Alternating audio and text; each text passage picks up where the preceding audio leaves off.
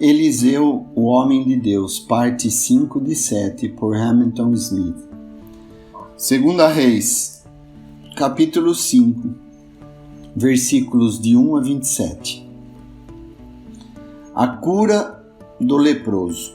Até agora, Eliseu tem sido o ministro da graça de Deus no meio de Israel. Agora será um canal de bênção para um estrangeiro. A graça se estende a um homem dos gentios. Toda essa cena parece um prenúncio da atual dispensação, em que Israel é posto de lado e o poder governamental é dado aos gentios. Os tempos dos gentios são prefigurados pelo fato de que Deus deu libertação aos sírios, o inimigo declarado de Israel, e que os israelitas foram levados cativos. O poder foi transferido então para os gentios e uma garota de Israel foi levada cativa durante esse período. Deus é gracioso com os gentios. Em Naamã vemos o melhor do homem. Socialmente, ele era um homem grande. Profissionalmente, ele era um homem de sucesso e pessoalmente ele era um homem corajoso. Assim era esse grande homem Naamã aos olhos do mundo. Porém, aquele que tem o favor do rei e aparece como o herói nacional é declarado leproso por Deus. A lepra, na palavra de Deus, é uma figura adequada do pecado em dois aspectos. O lado repulsivo da doença fala do caráter contaminante do pecado, que toma o homem pecador por natureza. A incurabilidade da doença apresenta a condição irremediável a que o pecado a reduz. Como homens caídos, não somos apenas pecadores por natureza, mas também incapazes de mudar nosso estado. Para sermos abençoados, dependemos da graça de Deus. A palavra diz, abre aspas, pela graça sois salvos por meio da fé, não pelas obras, fecha aspas, Efésios 2, versículos 8 a 9. Assim, a doença desse grande homem Naamã, ligada à sua condição irremediável, fez dele um objeto adequado da graça e misericórdia soberana de Deus. O que deu a Naamã um lugar tão elevado no mundo não tinha valor nenhum aos olhos de Deus. O Senhor, que em Lucas 4, versículo 27, cita Naamã como ilustração da graça que atinge um homem das nações, não diz que naquela época havia muitos grandes homens, homens honrados ou homens corajosos. Nenhuma dessas qualidades teria feito dele um objeto adequado para a graça. É por isso que ele diz, houve muitos leprosos. Além disso, nesta bela cena, não vemos apenas a atividade da graça para com um pecador, mas também a maneira como Deus torna essa graça conhecida. Ele age de uma forma que mostra a insignificância de todo o nosso orgulho. Abre aspas.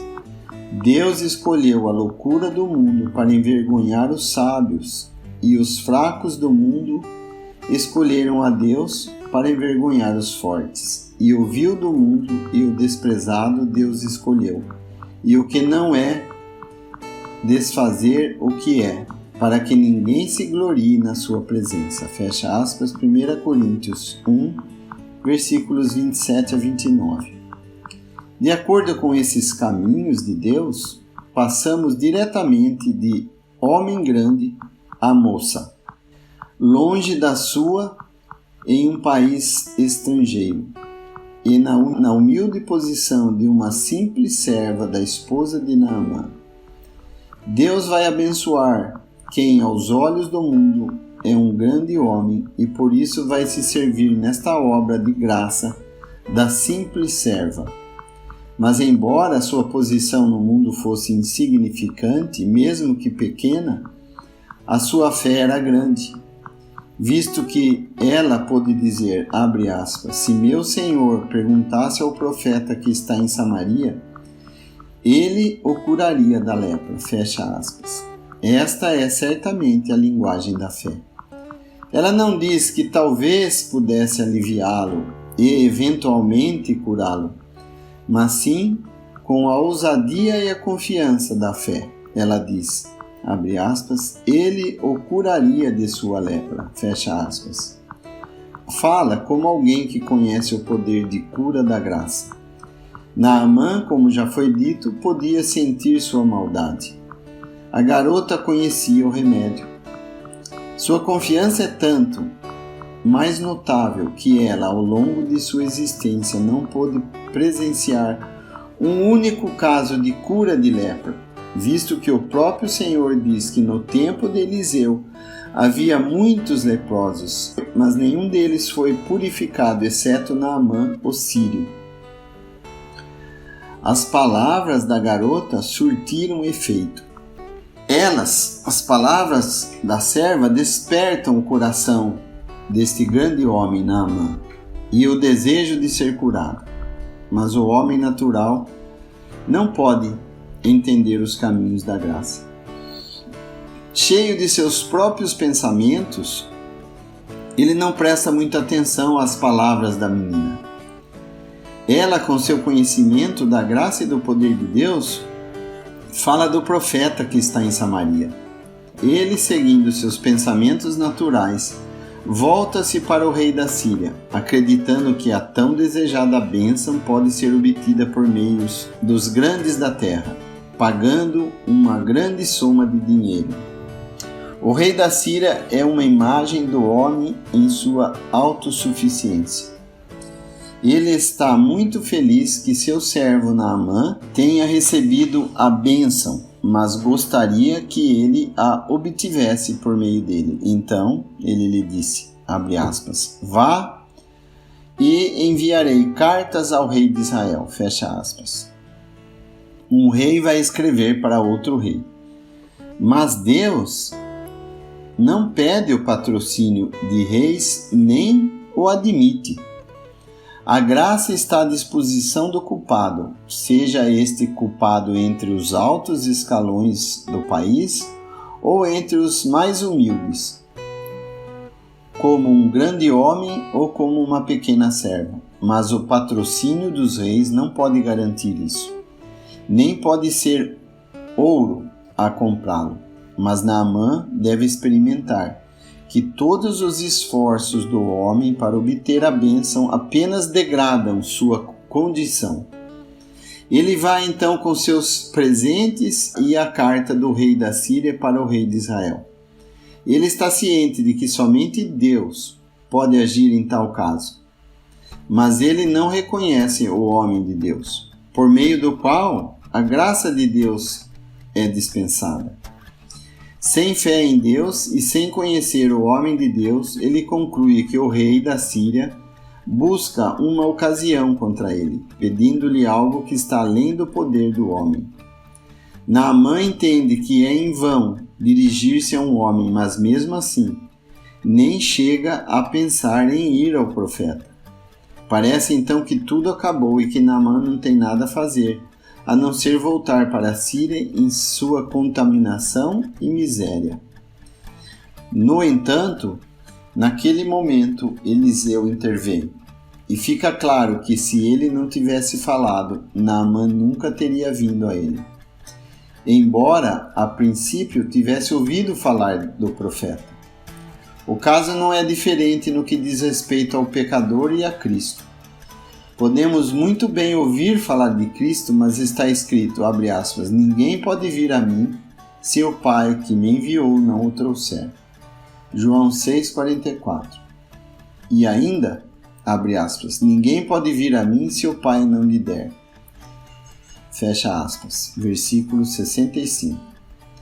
Após a intervenção de Eliseu, Naamã, que tanto deseja a bênção, vai até o profeta. Você finalmente alcançou a fonte certa. mas não vem de maneira certa. Ele ainda não está em posição de receber a bênção. Ele vem com seus cavalos e suas carruagens e fica nos portões da casa de Eliseu. Os cavalos e as carruagens falam-nos da pompa e do orgulho do homem. Naamã descobriu que o poder dos reis não tem efeito, que dinheiro e presentes são inúteis. Agora ele deve aprender que sua própria grandeza e importância não lhe asseguram a menor atenção de Deus, que não faz acepção de pessoas. Portanto, embora ele ouça a mensagem que, se for ouvida e seguida, lhe trará a cura, essa mensagem não faz menção à sua dignidade. Eliseu não o considera um homem grande, honrado ou corajoso. Ele o vê simplesmente como um leproso, que precisa ser purificado. Ele ignora toda a pompa e grandeza de Naamã, nem procura glorificar-se com a visita deste importante personagem. Ele apenas envia uma mensagem. Na verdade, transmitir uma mensagem é sempre o serviço do pregador. No entanto, a natureza se rebela contra esse tratamento. O orgulho do homem gostaria de receber alguma consideração. Mas se Naamã deve receber a bênção, isso só será possível no caminho da graça, e a graça não reconhece nenhum mérito daquele que a recebe. Do contrário, não seria graça. É por isso que a graça soberana é tão ofensiva para o homem natural. Abre aspas, Naamã foi embora com raiva, fecha aspas.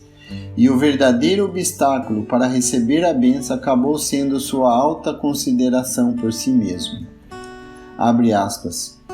Eu costumava dizer a mim mesmo, fecha aspas. Aqui está o mal. Foi dito que ele só deveria permanecer sentado na carruagem e que Eliseu sairia e se levantaria, acrescentaria esplendor à cena, invocando o nome de Jeová, seu Deus, enquanto tocava o lugar doente com a mão levantada, e assim a sua lepra sararia. Além disso, Naamã odeia se lavar no Jordão. Se for uma questão de lavar em um rio, certamente os grandes rios do seu próprio país, o Abana e o Farfar, são melhores do que todos os rios de Israel. Da mesma forma, hoje, mais de um pecador admite a necessidade de uma mudança moral em sua vida, mas não de um novo nascimento. Os homens passarão por uma reforma efetuada por meios humanos, mas não estão dispostos a ser rejeitados na morte de Cristo. Naamã esperava por alguma cena teatral que sua cura fosse efetuada com pompa, e eis que este príncipe entre os homens é despido com uma mensagem curta e seca. Ele é ordenado, como qualquer infeliz teria sido dito, para ir se lavar 7 vezes no rio Jordão, que estava aberto a qualquer um. Era tratar o poderoso Naamã de uma forma injusta. A mensagem ignorou toda a sua grandeza e ele propôs uma cura acessível a todos. Eliseu não poderia ter tratado o indivíduo mais insignificante do país com menos consideração. Esse tratamento e essa mensagem eram intoleráveis para o grande general. Abre aspas, e ele virou e enlouqueceu, fecha aspas. Pois bem, se ele saiu, ele tinha melhor sair em uma raiva, porque pelo menos mostrou que ele estava profundamente comovido. Seria melhor responder dessa forma do que recusar educadamente o convite de Deus com por favor, me desculpe, Lucas 14, versículos 18 a 19. Para este último, não houve esperança. Deus os desculpa e tudo acaba para o homem que se desculpa diante de Deus. Para o homem que sai furioso a esperança de que volte com um ânimo melhor, porque pelo menos ele está falando sério. Naamã esperava um ótimo show.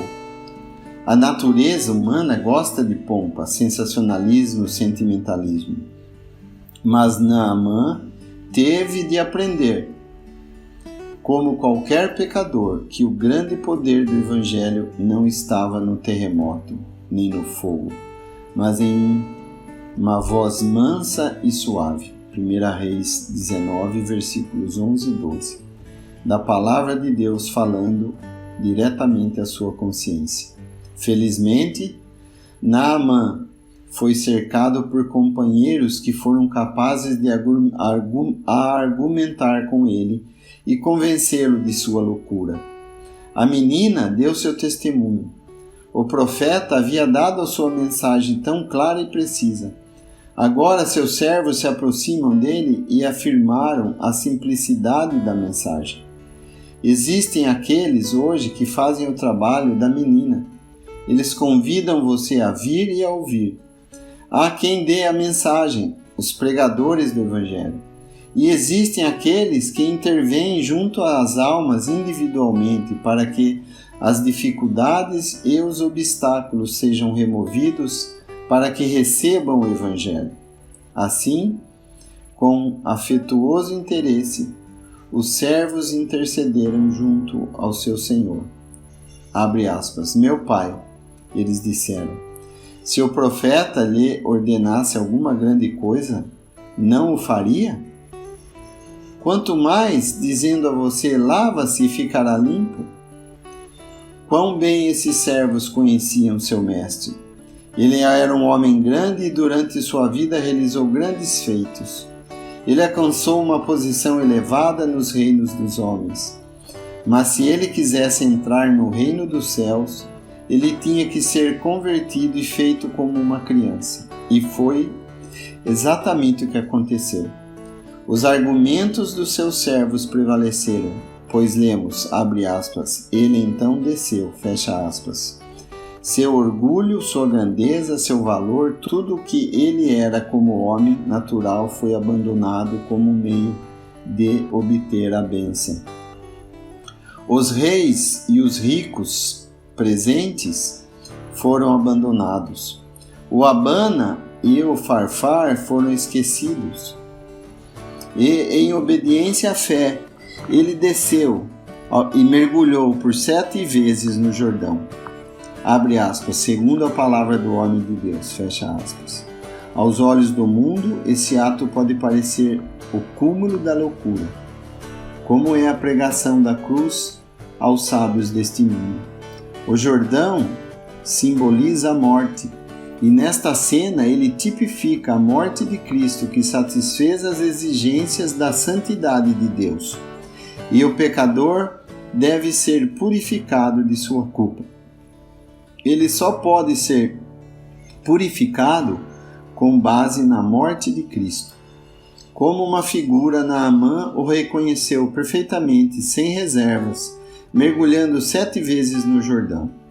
Ele reconheceu que havia purificação apenas por meio das águas da morte, nas quais ele foi conduzido pela obediência da fé. O mesmo acontece com o pecador hoje. A bênção só pode vir a nós como graça por meio da morte e ressurreição de Cristo. E estamos sob a eficácia dessa morte por meio da fé em Cristo.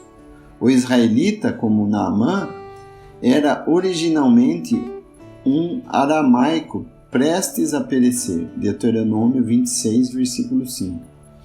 E, para ele, o Jordão significava o fim de um período de sua vida, a vida no deserto, e a introdução em uma nova esfera.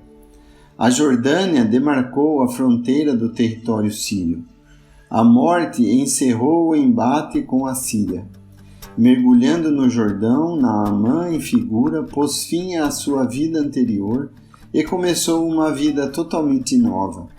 Sua carne tornou-se como a de uma criança. Seu estado anterior de leproso no qual a corrupção e a morte operavam, não agradava a Deus em nada e o excluía de sua presença. Isso foi removido pelas águas da morte. Uma má natureza não pode ser perdoada, deve terminar com a morte, não pode nem ser modificada. A alma que, em obediência à fé, se submete aos meios de libertação de Deus, entra em uma nova vida. O profeta enfatizou a importância dessa lição ao prescrever lavar 7 vezes, mostrando quanta necessidade temos de aprender plenamente a lição de nossa morte com Cristo, que põe fim ao estado em que vivemos para nós mesmos, para que uma nova vida possamos viver para Deus. Para Naamã, o resultado foi que sua carne se tornou como a de uma criança. Que mudança maravilhosa! O homem que no início da história é descrito como um homem grande, torna-se no final como um menino. Além disso, um novo espírito o possui. O orgulho de um grande homem deu lugar à humildade de uma criança, visto que lemos, abre aspas, e ele voltou ao homem de Deus e ele toda a sua comitiva. E na frente dele, ele não é mais uma pessoa importante, sentada em seu carro, mas um homem humilde que está diante do profeta. No entanto, isso não é tudo. Ele creu em seu coração e agora ele deve fazer confissão com sua boca. Abre aspas, eis que agora eu sei que não há Deus em toda a terra, mas somente em Israel. Fecha aspas. O Evangelho que responde às nossas necessidades revela Deus em nossas almas. Em seguida, ele queria expressar sua gratidão àquele por meio de quem havia sido tão ricamente abençoado. Eliseu rejeita o presente, temendo que de alguma forma pareça falsificar a graça de Deus aos olhos desse gentil que recebeu a bênção sem dinheiro e sem preço. Naamã, possuidor de grandes riquezas, sem dúvida, tinha o hábito de que tudo podia ser comprado pelo poder do dinheiro. Ele deve agora de aprender, como pecador hoje, que há bênçãos além de qualquer bênção terrena e alegrias que ultrapassam toda alegria terrenal. Recebam a vida, que é eterna, aquela que todas as riquezas desse mundo não podem comprar. Embora, infelizmente, essas riquezas possam fechar o caminho que leva à vida e à bênção. Além disso, o coração de Naamã explodiu em louvor a Deus. Diz, abre aspas, doravante o teu servo não oferecerá holocausto nem oferecerá sacrifício a outros deuses, mas a Jeová. Por fim, a mudança em sua vida se manifesta por sua consciência exercitada e delicada. Ele imediatamente percebeu que adorar a Deus era absolutamente incompatível com curvar-se a um ídolo no templo de Rimon. No entanto, sua posição oficial o forçaria talvez a entrar no templo do ídolo. Em resposta a essa dificuldade, a palavra de Eliseu é: vá em paz. De maneira nenhuma. Isso significa que Eliseu aprovava a reverência de Naamã ao ídolo no templo de Rimon. Ele viu que Naamã estava se exercitando diante de Deus e, sem prever a dificuldade, sabia que poderia deixar Naamã com Deus com segurança. Podemos muito bem pensar que Naamã pôde nunca ter entrado no templo de Rimon. O servo do profeta. Muitas vezes, a Escritura nos apresenta pessoas que mentem e enganam, mas não há mentiroso mais descarado do que Geazi. Quanto a Ananias e Safira, a ganância era a raiz das mentiras de Geazi. A riqueza de Naamã, 10 talentos de prata, 6.000 moedas de ouro e 10 mudas de roupas, havia despertado a ganância não julgada no coração de Geazi. A necessidade de Naamã fez com que a graça de Deus operasse no profeta. A riqueza de Naamã despertou a ganância do servo de Eliseu. Graça trouxe bênção para Naamã. A ganância de Geazi quer negar essa graça.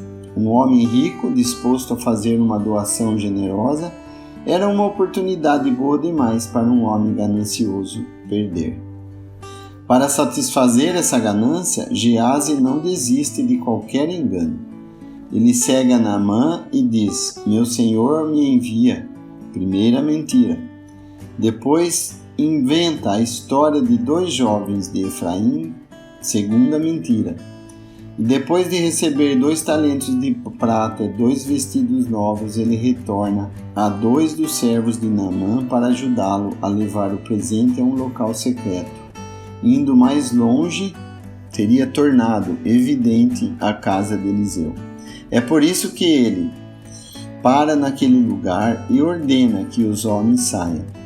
Depois de ter escondido as mercadorias em casa, ele entrou e ficou diante de seu mestre, hipocritamente, como se nada tivesse acontecido. Quando Eliseu pergunta de onde ele veio, ele tenta esconder sua primeira mentira com outra. Se seu servo não foi a lugar nenhum, uma mentira traz consigo a outras.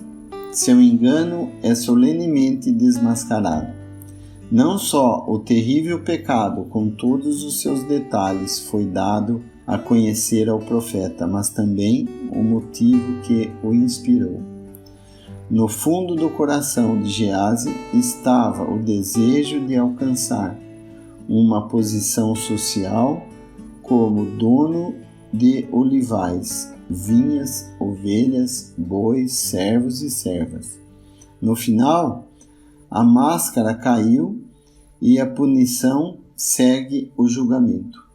Se Geazi havia tirado as riquezas de Naamã, ele também deveria levar sua doença. Ele havia obtido 2 novos vestidos, mentindo e enganando. Também sua pele é mudada pelo juízo de Deus. E a lepra que ele receber, ele levará consigo todos os dias de sua vida. A riqueza que você obteve, gasta rapidamente. A lepra permanecerá. As águas do Jordão não purificarão a Geazi. Ele veio antes de seu senhor como um mentiroso. Ele saiu diante dele leproso, branco como a neve. Aproveitando a riqueza de Naamã, ele herda sua doença e perde seu lugar como servo do profeta. Ele aparece mais uma vez na corte do rei, não mais como servo de Eliseu. Ao lidar com o pecado de Geazi, o profeta primeiro o considera em relação a Deus e sua graça. Que efeito seu ato terá no testemunho de Deus? Ele vê que o pecado de Geazi dá uma visão totalmente falsa da graça de Deus. Eliseu teve o cuidado de rejeitar os presentes de Naamã, temendo que esse gentio pensasse que as bênçãos de Deus poderiam ser obtidas com presentes. O pecado de Geazi tentou anular esse testemunho da verdadeira graça de Deus. Não era hora de levar presentes. Não há um aviso para nós nessa cena solene? Se permitimos ao nosso coração um desejo ruim ou ganância não experimentada, estaremos prontos para cair em tentação quando vier em nosso caminho a tentação. Além disso, um pecado leva a outro. Não podemos parar em nossa conveniência no caminho do pecado. Como alguém disse, um homem não pode parar seu barco à vontade das corredeiras no rio Niágara, antes das famosas cataratas, mas poderia tê-las evitado completamente. Além disso, é claro que uma posição religiosa privilegiada não pode, por si só, proteger ninguém de um pecado grave. Quem poderia ter tido maiores vantagens do que Geazi? Ele viveu na companhia de um dos maiores profetas que o mundo já conheceu. Alguém que geralmente é chamado de homem de Deus, e ainda assim Gease caiu. Portanto, quem pensa que está em pé, cuide para que não caia. 1 Coríntios 10, 12. Finalmente, aprendemos que a prática do pecado destrói todo o sentido da presença e do poder de Deus. Gease deve ter frequentemente testemunhado o poder que o homem de Deus tinha para ler o coração dos homens e discernir o motivo de suas ações.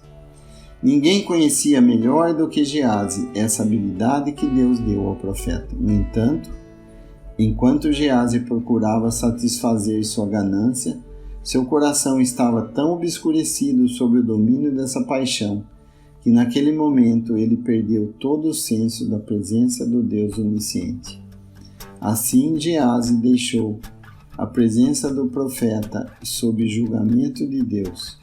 E assim como, mais tarde, um pecador muito maior surgiria na presença do Senhor à noite, João 13:30, e Ananias e Safira cairiam mortos sob o julgamento do Senhor, pelo Espírito Santo.